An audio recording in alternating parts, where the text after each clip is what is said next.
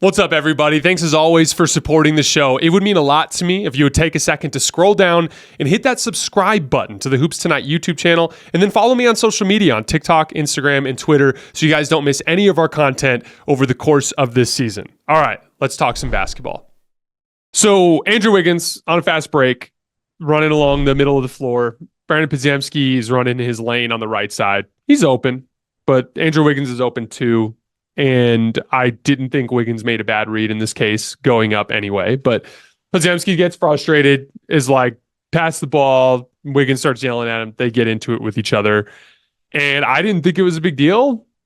Didn't think two seconds about it after it happened. And later in the game, when Podziemski and Wiggins were on the floor together, they seemed totally fine. Wiggins was cheering Podziemski on when he was making shots and vice versa. Like, I didn't think it was an issue. And then I started to look on social media and saw a lot of people talking about Podziemski's a rookie that is got too much dip on his chip, so to speak, and is needs to be put in his place, and Andrew Wiggins doesn't need to be taking that from him, and all this kind of stuff. And all these people like galaxy braining that conflict, in my opinion.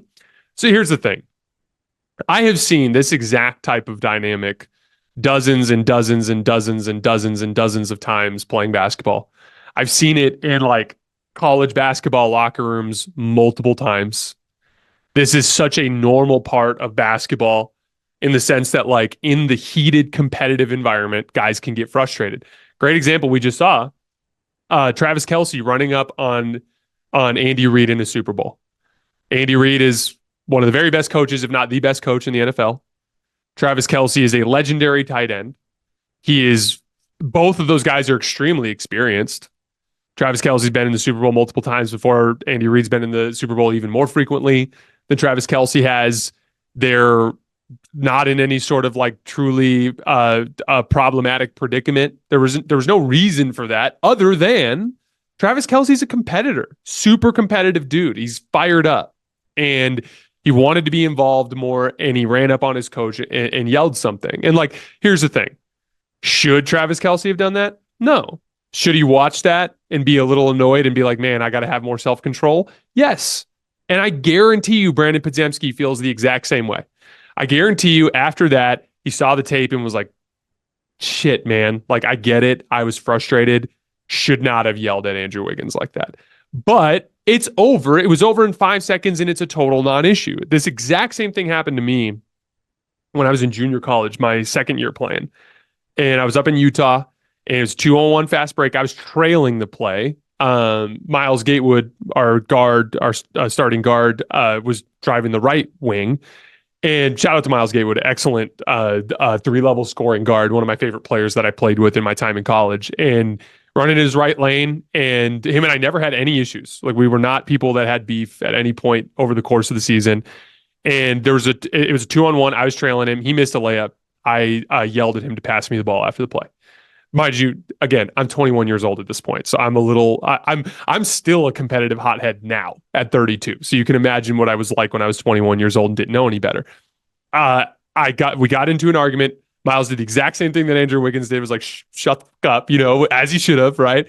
And then our coach actually pulled both of us out of the game, and we ended up having to sit. I felt for like, it was either I can't even remember exactly how long we sat, but we had our little like disciplinary measure from the coach. I went back and watched the tape after the play. I wasn't open. I thought it was a 2-on-1 from my angle, but Miles had a better angle because he was coming from the right wing. There was a player trailing me. Had he hit me, there was another guy that could have made a defensive play. So I was just flat out in the wrong. But here's the thing, like, Miles and I buried it and moved on right away. I was wrong. I apologized to him, and we moved on. Like, it's just this kind of stuff is so incredibly common in basketball games because, like, the competitive energy just gets kind of like ramped up. And Steph Curry had an interesting comment earlier on in the season about Podziemski and his like kind of fire that he plays with. And he's like, I would much rather have a guy like that I need to tell to calm down a little bit than a guy that doesn't have that. And I'm trying to get him to show some of that care, to show some of that fight. And I could not agree more with Steph in the sense that like, I mean, not to go at Andrew Wiggins here, but there are some times with Andrew Wiggins where you're like, come on, dude, like like you're the best athlete on the floor. Like show some fight. Show me what you got, man. Like there's some times that you get like that. And like that's the thing. Like I would much rather have in my foxhole in a basketball game a dude who's a little bit of a hothead than a dude who is like that can go catatonic for extended stretches. And that's the thing. Like Podziemski is definitely a little bit of a hothead. He definitely has that really high level competitive energy, but that to me is one of his strengths. It's something he will have to learn to control over the years. Like, yeah, you're right. You can't yell at your teammate for missing a read. By the way, that's another thing that we haven't even mentioned. Guess what happens all the fucking time in basketball games? Guys miss open teammates. It happens all the time. Even the best, I've seen the best passers in the NBA miss reads from time to time. It happens. It is, so that's the thing. Like that's the lesson on the Podziemski side of it is like, you've got to learn to just kind of control your emotions a little bit better when you're in those situations. But my bottom line is that I'm getting at here, there is no crisis. There is no festering dislike between teammates there. I guarantee you, if you went around the locker room, Podziemski's been struggling a little bit as of late. He's going through a little bit of a rookie wall, a concept we talked about yesterday when we were talking about Victor Wembanyama. I guarantee you they all have his back. And I guarantee you they all view him as somebody that they need. I thought it was really interesting what Steve Kerr said after it was either in after their last game or it was in a presser, but where he was like, I really do think this team has a chance to make a playoff run. Like that to me is encouraging because that's the same Steve Kerr that said last year very differently that he did not think that they were that type of team. So I think that that's encouraging. I don't view this as a speed bump at all whatsoever. And I just wanted to kind of give my 2 cents on what those kinds of arguments mean to me in terms of what basketball games look like in reality. The next question, I should say, the done with the 90s trend. So apparently there's all these clips going around. I've seen a few of them, but just like showing specific examples of like Muggsy Bogues ripping Michael Jordan or Michael Jordan getting the Ben Simmons treatment, getting like ignored at the 3-point line, or just various stretches of bad basketball that are being displayed and being like, we're so done with the 90s. These guys are being portrayed as the golden age of hoops. And it clearly isn't like that.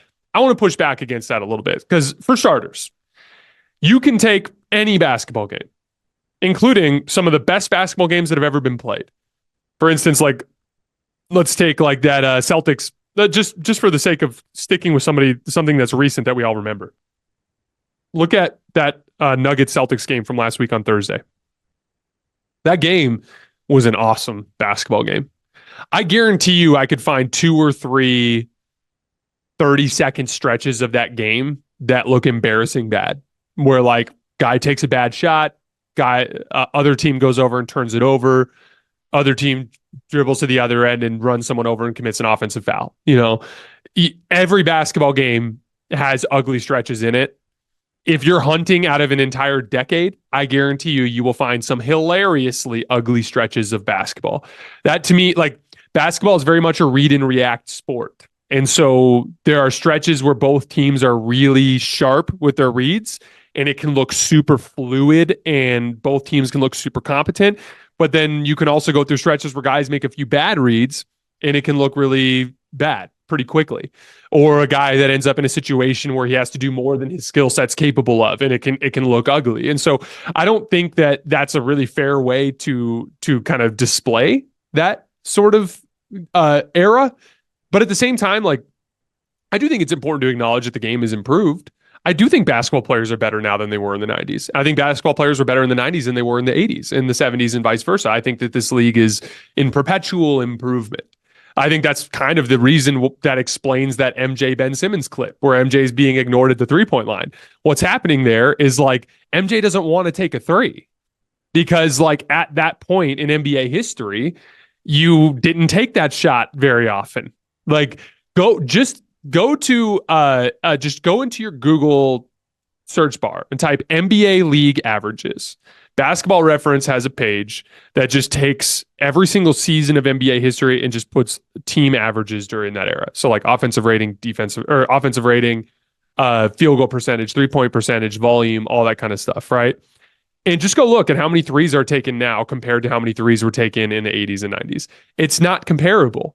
So like, yeah, like Ben Simmons getting ignored at the 3-point line because he literally cannot shoot is very different than like we know MJ wants to get to the mid range and he's probably going to hunt that for this possession. And then if he has to take a three at the end of the shot clock, he will. Like that's fundamentally different. That's not something that's just the game changing, right? And like that's the thing. Like if you watch skill players from 30 years ago, you're right. They're not going to have the advanced footwork and advanced shot making as skill players from the year 2024. Like again, like you got to think we've all learned from these guys. I literally watch NBA players and I'm like, oh, that's interesting. I want to try that. That's how I learned my step back 3-point shot footwork. I stole it from James Harden. Like a lot of my dribble combinations I stole from Luka in the sense that like I've always been a fan of the way he uses his body language to get guys open, right? Like just recently I've been really impressed by Shai Gilgeous-Alexander and the way that he ball handles in traffic.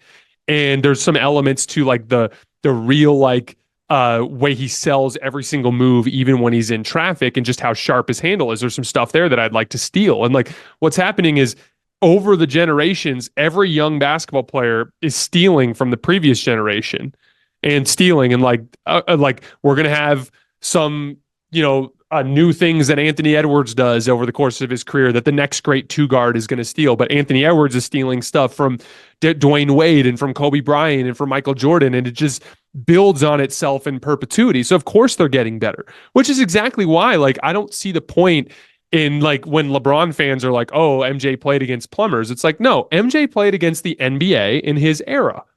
And LeBron played against the NBA in his era. And so it's impossible to compare across eras as the league has improved, as the game has changed. So the most fair way to rate these players, in my opinion, is to look at specifically how they played in their era. Because as much as Michael Jordan had to play against the 90s NBA, Michael Jordan didn't have the advantage that modern NBA prospects do in terms of training. We just talked about all the footwork and moves that they can steal from modern players. Just the tools that are at their disposal. It's a completely different universe now than it was when MJ was coming out of college in 1984, guys. That's literally 40 years ago. Like this is that's half a century. So like it doesn't make sense to compare him to this era because he just didn't play in this era. And so that's why I kind of look at it in that sense. But again, are the 90s as beautiful a basketball as 2020? No. But are they as ugly as they can be made to appear in short little highlight films? Obviously not. And so I think it's more important for us to respect each of those eras and the way that they built on each other than to put them down just so that we can elevate players from now when that's not the point. We know they're better. We know they're better now. That's just like the players in 2034 are going to be better.